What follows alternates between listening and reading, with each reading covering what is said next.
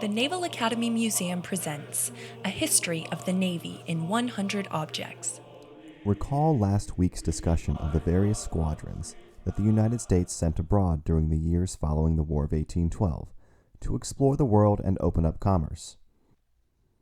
Our object today, a ship's journal, was on board one of the ships of the Pacific Squadron during the Mexican-American War from 1846 to 1848. The war had its roots in both the unrest that followed Mexico's independence from Spain in 1821 and the uncertainty over the border between Mexico and Texas.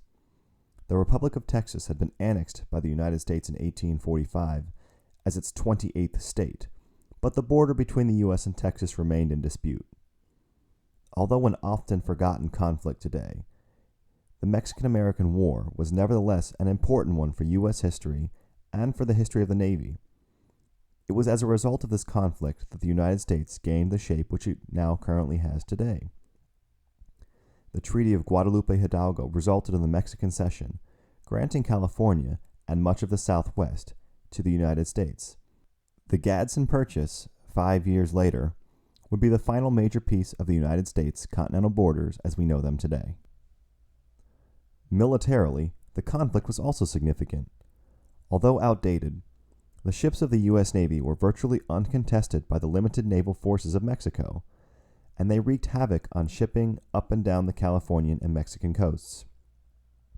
Lack of Mexican naval resistance resulted in many U.S. sailors and Marines being deployed to the shore to fight as infantry and to operate artillery. This is a trend that will continue for the next century, with significant consequences for how we would conduct amphibious landings and warfare in World War II in both Europe and the Pacific. By that point, the United States had been studying amphibious landings for 100 years. The first major amphibious landing in U.S. history occurred at the Battle of Vera Cruz. Victory at Vera Cruz paved the way for General Winfield Scott's advance to Mexico City and the eventual end of the war. Unable to take the strategic seaport of Vera Cruz by bombardment from the sea alone, General Scott elected to land at the beach south of the city. In one day, Scott brought his entire army to shore using specially designed landing craft. Naval guns were then brought to shore under the orders of Commodore Matthew Perry, who 5 years later would help open commercial relations with Japan.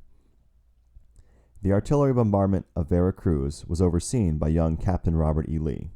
The Navy would continue to operate in an infantry capacity throughout the next 100 years, both in support of amphibious landings of Marines and in conducting operations ashore in their own right. During the 19th century, the Navy conducted 66 landings and operations ashore throughout the world. In the first 3 decades of the 20th century alone, that number increased to 136. Up until 1965, the Navy continued to update its own tactical infantry doctrine, and during the Cold War, there continued to exist Navy infantry schools. But at this point, the focus was shifting to defensive shore installations versus offensive tactical operations. The Navy SEALs also saw their birth during this time, expanding from their roots in earlier Special Naval Infantry forces in World War II. Today, besides the SEALs, sailors continue to operate on shore in dozens of capacities. We will discuss some of these later, like the Navy Construction Battalion, or Seabees, in future episodes.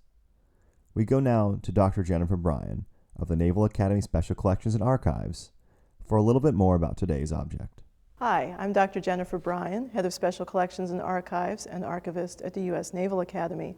And we're in Special Collections and Archives looking at the journal of the USS Cyane, a sloop of war that took part in the Mexican War.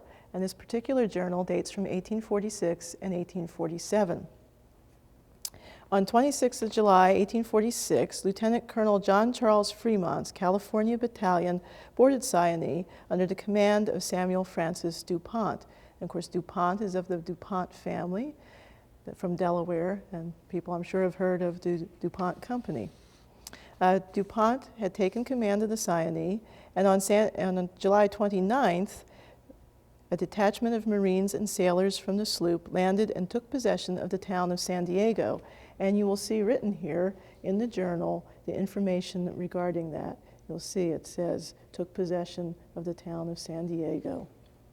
As I said, this is during the Mexican War, the war between the United States and Mexico, and this is how California came into the possession of the United States, along with other territory that was known as the Mexican Cession.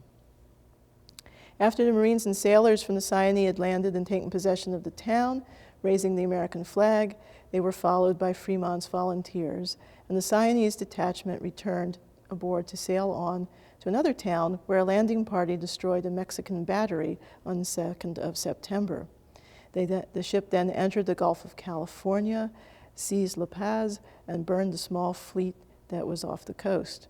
Within a month, the Cyane had cleared the Gulf of hostile ships, destroying or capturing at least 30 vessels, and all of that information is recorded in this volume. In company with the USS Independence and USS Congress, the Cyane captured the town of Mazatlan, Mexico, on November 11, 1847, and she returned to Norfolk in October of 1848, receiving the congratulations of the Secretary of the Navy for her significant contributions to the American victory in Mexico. And Samuel DuPont, who was in command of the Cyane, went on to serve in the Civil War.